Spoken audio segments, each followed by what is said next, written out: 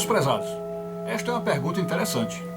Me perguntaram por que nos contos antigos, sejam os do medievo, da era medieval, sejam os mais antigos ainda, quase todas as vezes que aparece alguém ligado a feitiços, ligado a sortilégios e coisas assim, do ocultismo, sempre aparecem mulheres, e daí surge o nome bruxas. Então, a pergunta é essa: por que sempre a estatística aponta que havia muito mais mulheres e os contos apontam muito mais mulheres trabalhando nesse ramo do ocultismo e das coisas da feitiçaria do que homens? Ou seja, por que havia mais bruxas e não tantos bruxos? Então nós, nas nossas pesquisas, gostamos muito de estudar a Idade Média, mais ou menos seguindo os passos do Dr. C.S. Lewis, que também era um medievalista de primeira. Então, nos nossos estudos, o que nós percebemos assim que é uma coisa que, vamos dizer, acaba ressaltando aos olhos, é o fato de que, desde os primórdios, os homens tinham aquela missão, ou as missões mais ligadas à área militar, à defesa da cidade-estado, à defesa da aldeia, da tribo, e a caça, essas coisas que são assim mais pesadas, e geralmente serviços mais pesados, como quando iam, por exemplo, construir alguma coisa que precisasse de pedras, quem carregava as pedras eram os homens. Então eram coisas assim, estavam muito mais ligadas a missões fora de casa do que dentro de casa. E dentro de casa, as mulheres geralmente tinham comando, entre aspas, digamos assim, entre aspas, mas elas é quem orientava os filhos, ela é quem cuidava de limpar a casa, arrumar tudo, e principalmente a questão da arte culinária. Ou seja, as mulheres sempre estiveram à frente da arte culinária. E eram as mulheres que preparavam os almoços, os jantares, as merendas.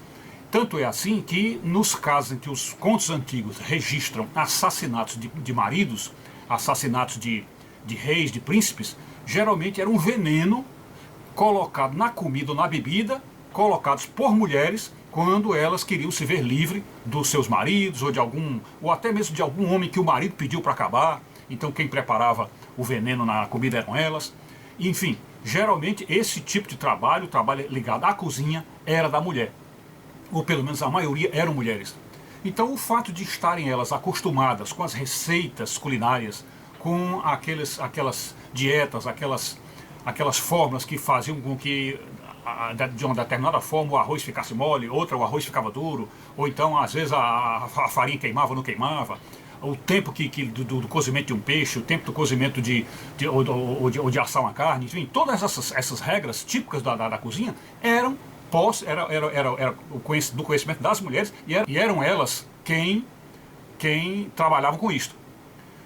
Pois bem, sendo assim, isto aí ficou, vamos dizer, a um passo, elas estavam a um passo de receberem e trabalharem fórmulas mágicas.